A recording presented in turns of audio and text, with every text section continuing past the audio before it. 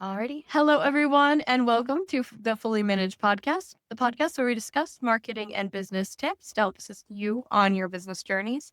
I'm your host, Shannon, Penji's partnership coordinator, and I'm joined here today with a very special guest, Nick Lynch from Kaleidoscope. Thank you so much for joining me today. I really appreciate it. Thanks for having me, Shannon. Thank you. So, can you start by telling us a little bit about yourself? What you do now, your history to what you do now, and everything that you're looking forward to the future. Yeah, for sure. That's everything wrapped in a bow, right? So, I'm Nick. I'm the CEO and co-founder of Kaleidoscope IO. Kaleidoscope is essentially, people call us the Deloitte for social good. So anytime media marketing and measurement occur for social impact, whether that's on the nonprofit side or the for-profit side, we provide really specialized media marketing measuring and measurement solutions across the board for any size organization or any type of organization.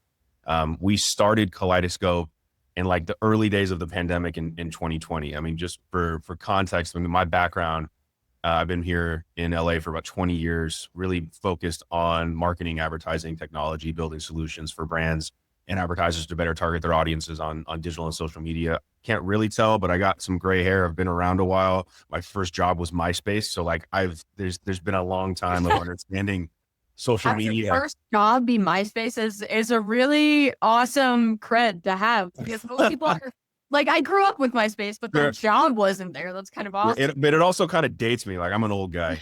But from a personal standpoint, I'm a cancer survivor. I'm a Make-A-Wish kid. I went to Disneyland when I was 3, when I was sick, and I've been part of the Make-A-Wish family ever since. Really involved with the LA chapter for the last 10 years. And at the beginning of the pandemic, when things started to shut down, people couldn't do in-person events or see each other in person. The first thing I thought of was, what are nonprofits going to do now that they can't do in-person events? Of the vast majority of nonprofits earn the vast majority of their money or their revenue through in-person events, people to people, sort of talking and learning about mission, and then ultimately donating. And so I knew that was going to be a big challenge for the space.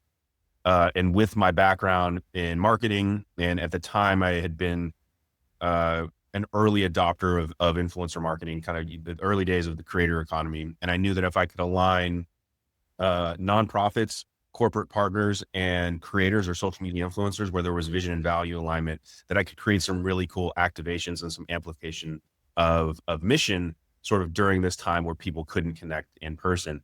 And that was the early stages of Kaleidoscope. We saw that worked really well. It was very effective. Everybody won in terms of getting great visibility, awareness, activation, engagement, all the fun things that you think about from a marketing and a mission perspective.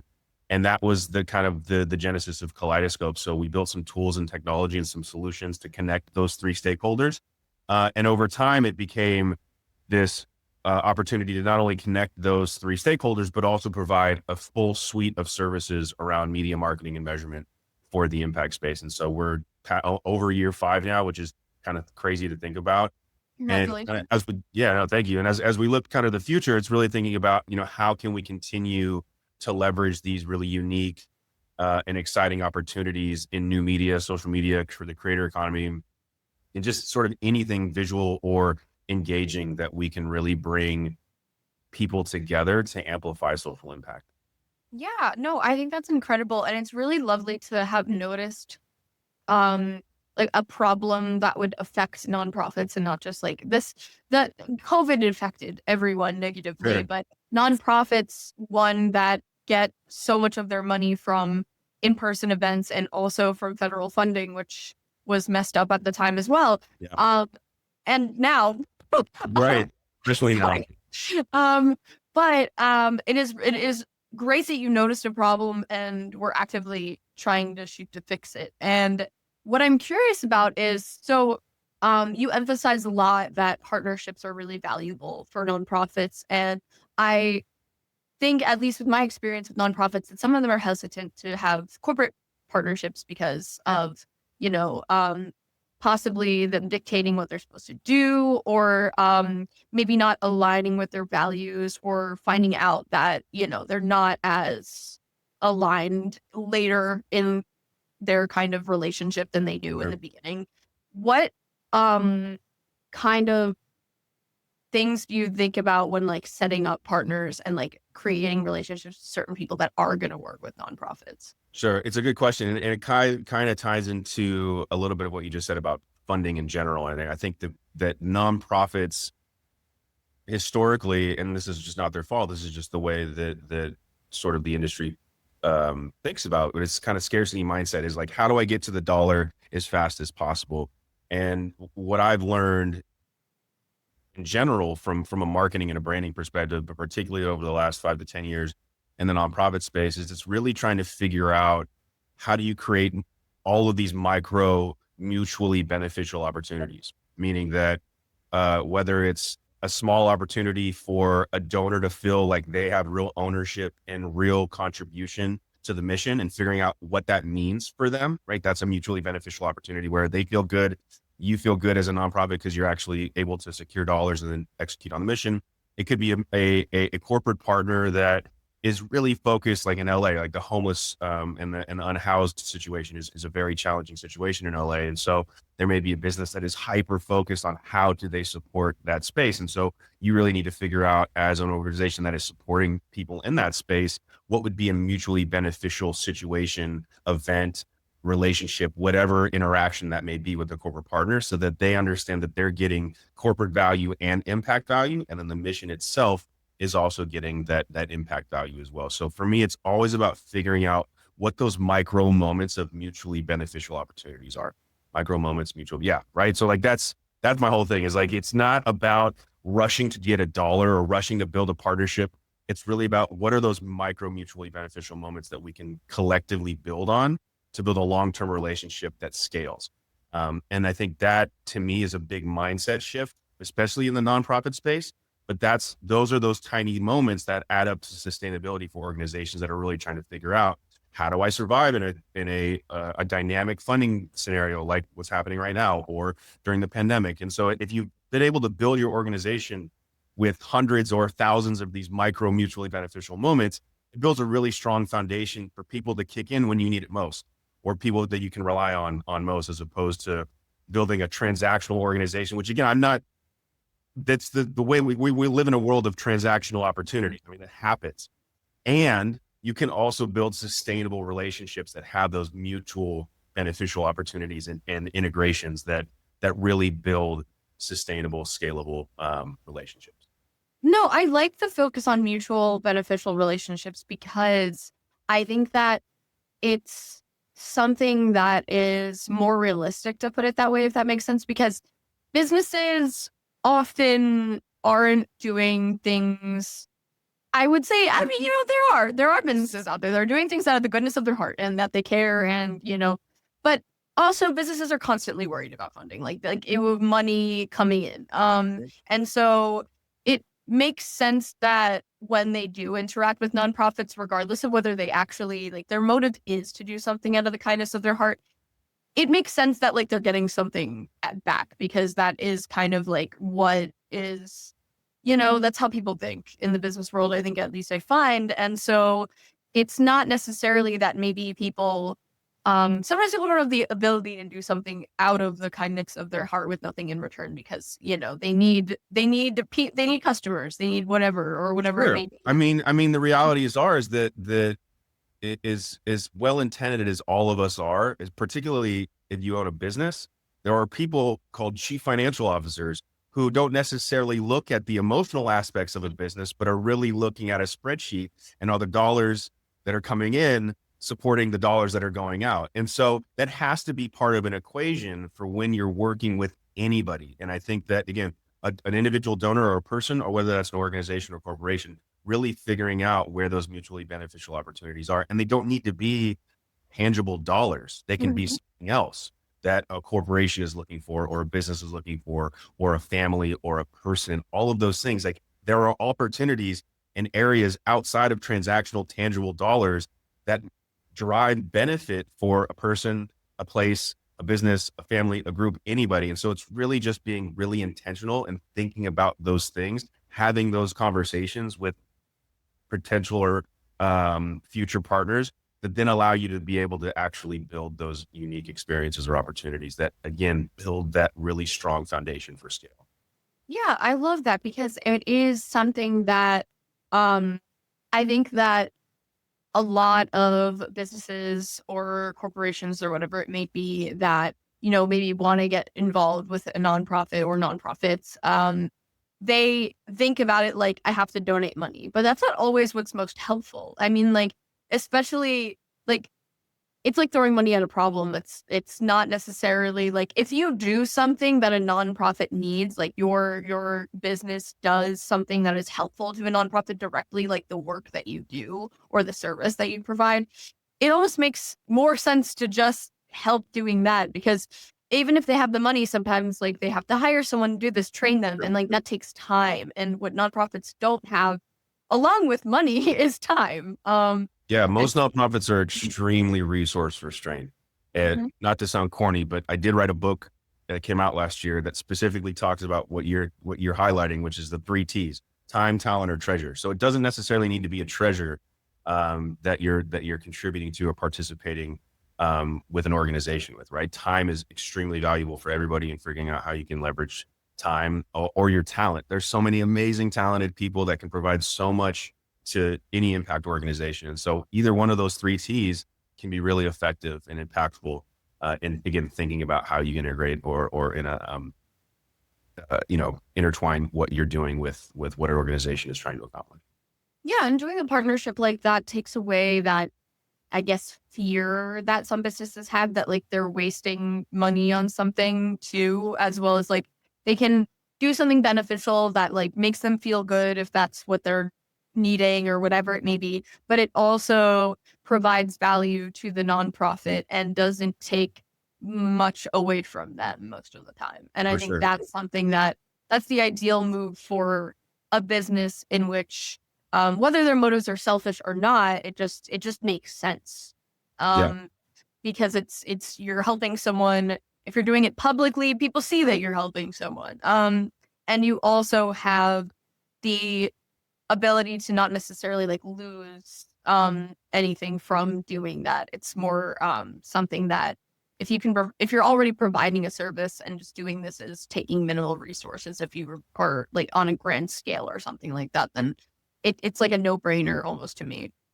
Yeah. Well, and look, also the thing that is my sincerest hope in coming into providing and supporting the impact space is that I can enable leadership in impact organizations to kind of zoom out, right, a little bit, and stop necessarily thinking about like the mid to the bottom part of what needs to be accomplished, but really think strategically about how are we connecting? Like, what are we actually accomplishing in building storytelling and narrative and relationships that elicit people to want to participate and utilize their time, talent, and treasure, right?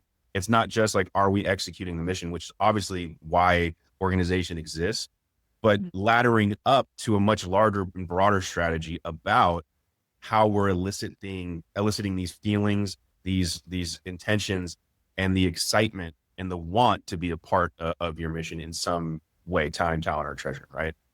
Yeah, no, I think that those are um I like that you have like a model for something. I I think that it puts it much clearer of like what people need to keep in mind when going about their work. But I think it's very important to factor in all of those carefully as a nonprofit because there's so many um even in my Unix nonprofits that I've worked with in the past I see have like descaled not wanting to because of like certain things like this. A lot of it is funding, but I also think that partnerships are crucial for nonprofits in this way because it keeps people say they don't know about your nonprofit, but they know about this other nonprofit that you're working with, or they know about this business that you're working with. Yep. A lot of that is just being known is being helpful because people can fight for you when you're not when you're about to go under or something that and like realize that, oh, this nonprofit wasn't part of a program that I was a part of. Like I wasn't directly a part of the nonprofit itself, but I took part in this. I remember how great this was. Like I want to continue to do that. Like it's the simplest things of like maybe they don't have to do something so like for longevity purposes, but Sure. something that even as small as like a program or like taking a part in something that they're doing is extremely helpful just to create more relationships. Like the more people that know about you as a nonprofit, the more helpful it is for situations like that, especially COVID there, where we need as much help as we can get. We need numbers. Yeah, 100%. I mean, I live in LA, so there's a lot of pretty large nonprofits here, and they're all kind of comparing against each other. They're all, well, these guys are doing this, these are doing that. And my question is always about like, how are you creating awareness for what you're doing? How are you building, and creating connections for the mission that you're trying to accomplish? How are you communicating the value of the other people's participation in that, right? And so kind of putting all of that together into a big like awareness and engagement soup, right? To really figure out what it is that you're accomplishing. And you may be one of the largest, most well-known organizations in the country that has an office in LA. But if you're not doing the basic things of building human connection and supporting that connection with your mission, it doesn't really matter how big you are and how well known you are, particularly in your community or in your city. You're going to find challenges in accomplishing what you want to do from a purely time, talent, and treasure perspective, because you just haven't done the basic work of building that foundation. Yeah, exactly. I think that building that foundation is really important as well for situations in which, like, for example, many nonprofits more recently have been, caught, so to speak, for, embezzling money or taking too much money at the top or whatever it may be that people's opinions are factoring in. And it's like, if you have some of these are hearsay, I think, are like people not factoring in like funding models and how much someone at a certain position like normally gets in another area or whatever it may be, or like what is a fair salary. But then there are grossly increased salaries that don't make sense. I think that when you have a community based backing, like people understand the work that you've done for them. You have, when there's like a debate over this, there's people to defend that organization in that case of like, maybe this isn't true. Maybe this isn't true. And people are debating over something that isn't fair or whatever it may be. Or like if there's a scandal or something like that where people are thinking of this organization in a bad light. If you're actively throughout your entire process helping people on the ground, and you make these connections with people and you have these friendships and these partnerships and these relationships, then it's more likely that you'll be uplifted in those situations rather than not. Obviously, I would hope that it's not happening if you're actually doing bad stuff. But more often than not, I feel like sometimes there's a lot of criticism towards nonprofits that sometimes isn't like people aren't completely aware of like the entire structure of it.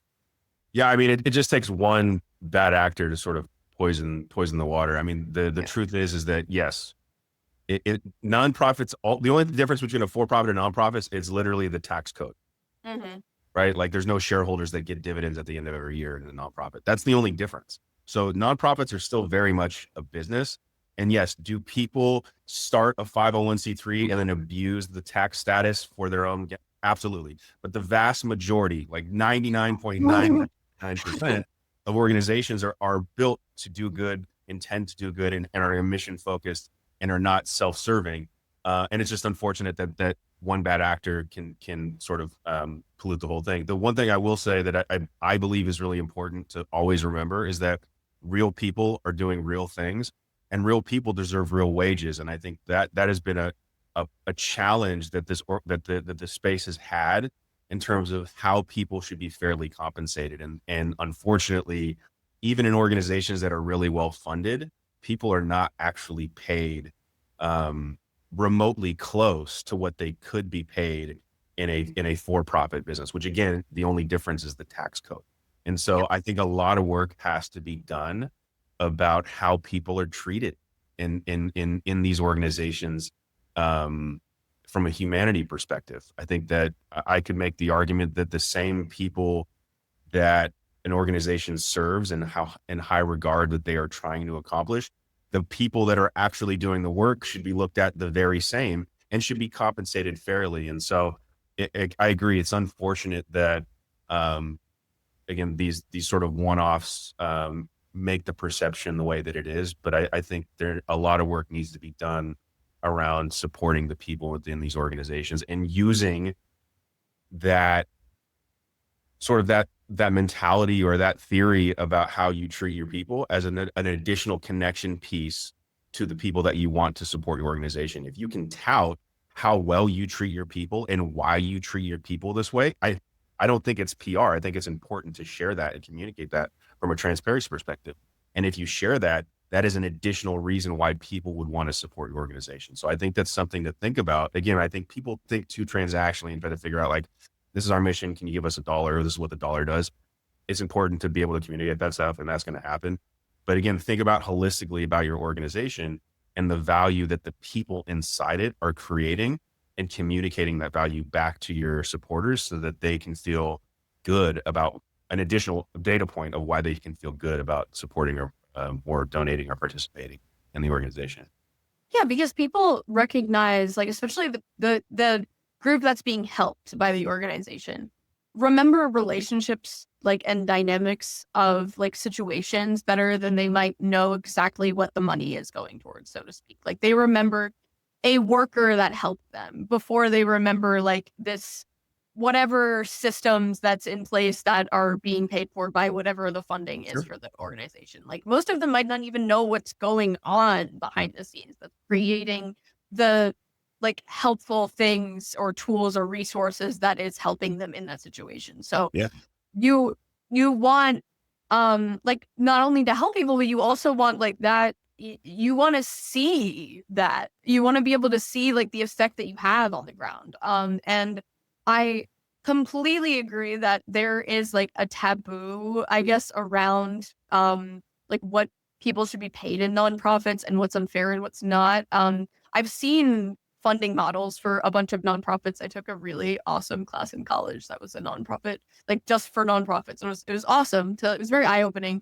But the idea that it's people work themselves to the bone in nonprofits. Maybe not all of them, but I would say the majority of them, and do not get paid the same way as like maybe someone with a 9 to 5. Obviously, there's so much disparity in wages, but and it's like unacceptable for the CEO of or whatever they may be called, for a nonprofit to make like 100K or something like that. But like a CEO of another company would maybe be making more than that. If they're doing the same job, yeah, it sounds bad that, you know, what that part of that money could go to those people, but this person's working hard. Like they don't not deserve a fair wage if that's what they're getting paid laterally at another place. I don't understand. I think there's just like misconceptions around it that it's like,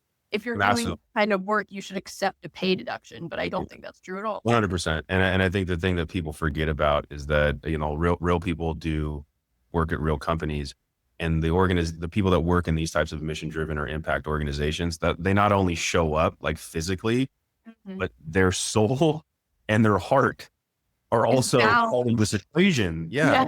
Doing. And so there's a premium for that. If you want people to show up and put their heart and their soul into their work, do some people do that in a for-profit sort of situation? Sure. There are definitely people that are really passionate about what they do, and they'll bring their heart and their soul, and they're really passionate about it. But the vast majority of for-profit work does not include a person's heart and soul. Whereas impact-driven or social impact work, the vast majority of people that show up to work not only physically show up, but they're putting everything that they have in their soul into the work because they're super passionate about the outcomes that they're driving. And so there should be a premium for that, I believe.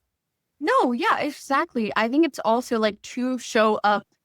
There is a monetary value associated with like actively being present all the time. It is it is awful to be like a certain level of participation to be expected of you for your work and know that you can't afford living. Like it's, I mean, it's there shouldn't be I think that so many people constantly like this rhetoric around nonprofits, and it's fair because that's the reality of it, is that like if you want to do this work, it's thankless, and that you're like the what you get out of it is helping people, and that's wonderful, but that's not enough sometimes, and that No. doesn't mean that you don't care enough, or that you're like a bad person for like wanting to be paid a certain level that's fair. That just means that, you know, you're able to do your best work when you're also stable at home. And that's something that's very,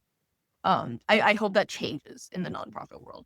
I do too. I think the challenge, and then the challenge I think in this space is that the dynamics are so focused in transactions that it's one of the only spaces that I've ever been in where every conversation, every conference, every thought leader, everything, anybody that's contributing to the conversation, it's all tactics. You should be doing this. You should be doing that. You should be thinking about the CRM. You should be thinking about reoccurring giving. You should be thinking about donor advised funds, like all of these things. Again, all important things to consider. These are all really valuable tactics. You should be doing this on social media. I don't disagree with any of the pieces that are being contributed in the conversation, but I don't think I've yet to see a real specific conversation about how you develop a culture and a leadership model and a board model where you take the time to strategically think about what it is that your organization needs to accomplish and connect to people in your community. I honestly do not think enough effort is taken in that particular step. Once you've done that and you've taken the time to accomplish that, all the other things can be laddered in. Okay, great. We know we want to do X, Y, and Z in this community. We know that we need to reach these people in these ways. We need to talk to these people through these mediums in these ways, and ultimately that leads to increase in donor advised funds, or that leads to an increase in our reoccurring giving, or we can build a community house, whatever it is. Like those tactics can be plugged into a strategic model. But I honestly, even in conversations where people are thinking about 3-year and 5-year strategic models, I rarely actually see those things actually be less tactical and more like, okay, big term thinking of like where the gaps are and how to accomplish it. And so I wish I had an answer for how that changes. And I think a lot of the argument is, well, we don't necessarily have the time or the luxury to do that, Nick, because guess what? We just lost 95% of our funding because the federal money that was supposed to come in is now it's right, and it's panicked. And so again, I'm not trying to discredit anything in this space because it's really, really hard. And these are the realities of where we're at. My sincerest hope is that we can all sort of work together to figure out the solutions for how to be much more strategically minded at the top, and the relationship with boards and leadership to support a much more strategic mindset so that the tactics can be laddered in. And once those tactics get laddered in and they get optimized in and out, then the dollars will work. I just that's how I've successfully seen businesses, and I've successfully scaled businesses and sold businesses, is like you have to be really strategic, layer in those tactics, and then you optimize those tactics throughout the year, and then you see what you can accomplish, and ultimately it leads to success. And so that's kind of like when I think for the future and how I can provide some level of contribution to it is helping have those conversations, contribute to those conversations, and force those conversations to happen so that the amazing tactical pieces that all of these other people are talking about can actually be leveraged and utilized in a way that are effective, as opposed to like, oh gosh, we got to do this because everybody's talking about this, but like maybe not. Like why? How does that fit into a broader strategic plan for what you're trying to accomplish for your organization, for your people that support you, for your board, for your mission, right? And so I think all of those things, I think are super important. Yeah, no, I definitely agree. I think that having partnerships in those situations are really helpful for eventually just making the numbers work, because you have different friends in different areas, and that's something that can you don't have to think about like, oh, this department or this whatever it may be. It's like, okay, I need this done. Let me figure this out with this person. And maybe it's low cost or no cost or whatever it may be, whatever that dynamic is. But I think like what might be wrong a lot of the time with these conversations is like that nonprofits often have to prove themselves. And so a lot of people that they're helping or whatever population that they're helping become like a statistic of this is how we measure impact. This is we've helped this percentage of people this year or blah blah blah. And that's great. And obviously prove that to your donors and whoever is funding you. But well, wow, like do you have a story to tell me about like these people that you've helped? Like do these people feel, although maybe they have these new resources or whatever it may be, do these people feel like they were cared about during this process? Like how do you measure that? And I think that a lot of these conversations are based off of money and transactions and, a statistic, but people are, people. Like they're not numbers. And those things are important. And I don't blame them for that because again, I think nonprofits have to prove themselves, Sure. unfortunately.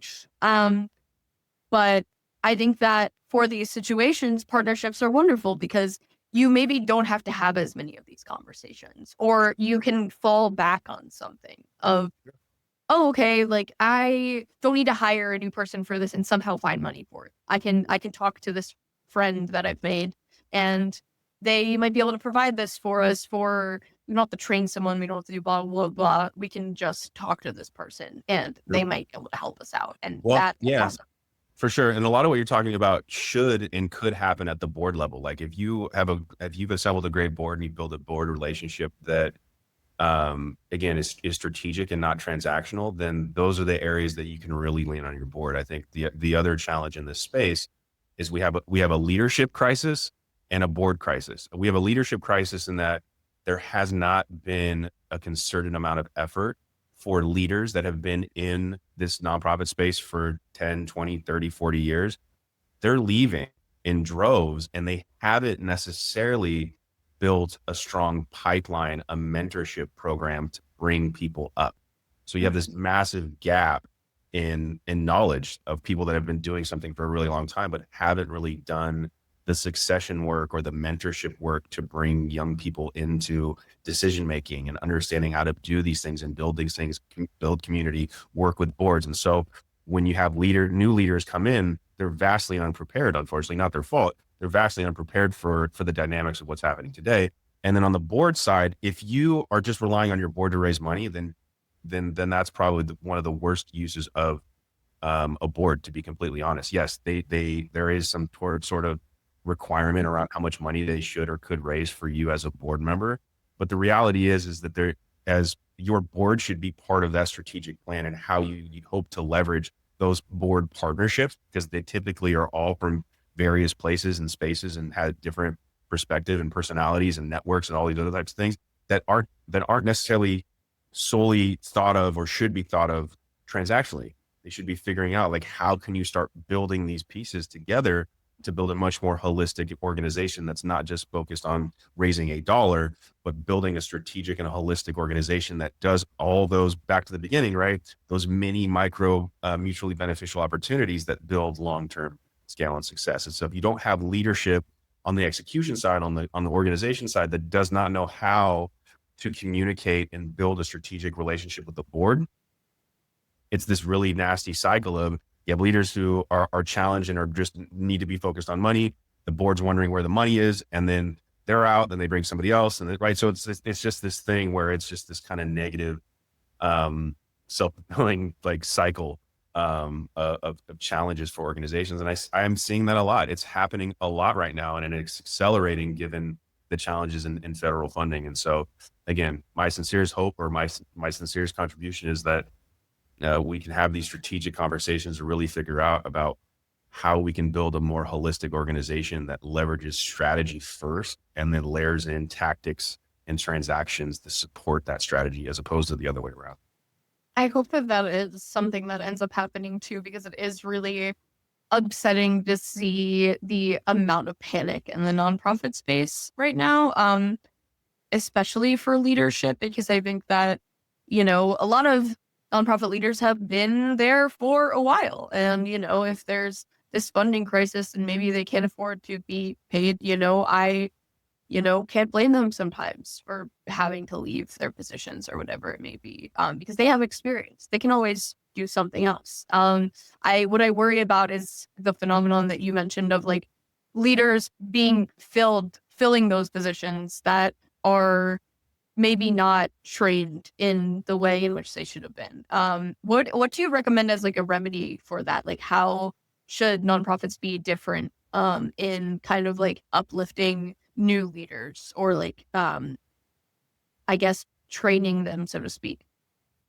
I think a lot, and this is generally speaking, I wouldn't say every organization is like this, but generally speaking, the vast majority of decision making is the transparency of that is locked in a boardroom. So maybe like the chief, the CEO or the executive director and the board are the ones making the decisions or having these conversations. And so the more that you can bring people of all sort of levels of an organization into a decision making process or into a decision making sort of conversation, that's where I've learned the most about how things work, right? Like if you don't see how like what conversations are happening, how decisions are made at organizations, why they're made, like just understand, almost like, lifting the hood, understanding like how the engine works. That's honestly step one of just like figuring out how you start to educate and get people more acclimated with how things work in an organization. Then they can then put their own unique personal spin on how they can contribute their time, talent, and treasure as a person of an organization to the decision-making process. And as they're more well aware of decisions that are being made, how they're being made, and the contributions that they can make, then they can do those. They can be proactive in doing that. And that's how you start to build trust. That's how you start to build sort of unique knowledge about your space. And ultimately, that's how you start leveling people up, is allowing people to understand how things are done, allow them to contribute to how they're done, and ultimately giving them more responsibility, more opportunities to contribute. Honestly, it is that simple. It sounds simple because it really is. The Yeah. challenge is that I think there's a lot of people, again, it is what it is. It's not a ding on them or talking negative about it. It's just this is sort of the situation that we're in, is that a lot of people at a leadership perspective really want to hold tight to the decisions that are being made. I mean, I'm terrible at delegating, right? Like there's just a lot of things that at a leadership perspective are hard. And, when your job's on the line and when you're working with boards and you're sort of hold it to board members and you're right, there's a lot of things that happen where it's not top of mind to bring people in or being comfortable to bring people in. And so again, that's the harder part. The solution is easy, doing it and getting, people comfortable and confident with allowing people to be a part of that conversation and sort of delegating and those types of things that, that's the hard part of the doing, but conceptually it's not that difficult. Yeah, I definitely think that is, I think that is a lovely solution for the problem, because it's not something that's difficult. It's just something that is not done often. I think that there's a weird secrecy behind decision making in kind of any place, I suppose. Everywhere. Yeah. Nonprofits, it's something that doesn't never really made sense to me about why there would be secrecy. Like if you're doing the right thing, so to speak, then why is there secrecy around it? Like obviously everyone has to understand to a level that like there is money involved in this and we can't do everything that we want to all the time. But also it doesn't make sense that you wouldn't be transparent about this with everyone, even like the interns. It doesn't it doesn't make sense, because if you're going to understand the ins and outs of the company, you're going to grow and, be able to maybe become a leader someday. Like why not? I mean, Well, there's nothing to hide. There shouldn't be, at least. sure. Well, ultimately, the thing that I always remember, or I try to remember, is being a human is hard. And leading with empathy is hard. And sometimes you can be empathetic and sometimes it's just really hard to do that. And some people don't have the capacity or haven't learned how to be empathetic or lead with empathy. And so the more empathetic leaders we can cultivate and the more empathetic leaders we can elevate to leadership positions, the more likely it is that people will understand that we all have to work together. And there are some things that I will do myself for sure.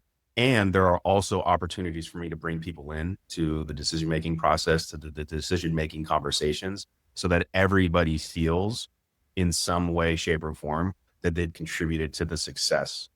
Or if it hasn't been successful, at least they had the opportunities to try really hard to contribute to that, right? Because if you take that agency away from people, it's like, well, why am I here? Nobody's listening to me. I'm seeing things being unsuccessful. I don't even get an opportunity or a chance to contribute to this. So why am I here? And it kind of contributes to that helpless feeling of not knowing what to do or how to be a part of it. So again, like, humaning's hard, empathy's hard. I acknowledge all that. And if we can figure out how to bring more empathetic people and cultivate more empathetic people to leadership positions, then ultimately the transparency piece, the conversation piece will be a lot easier. And you'll be able to see a lot more amazing things happen during that time.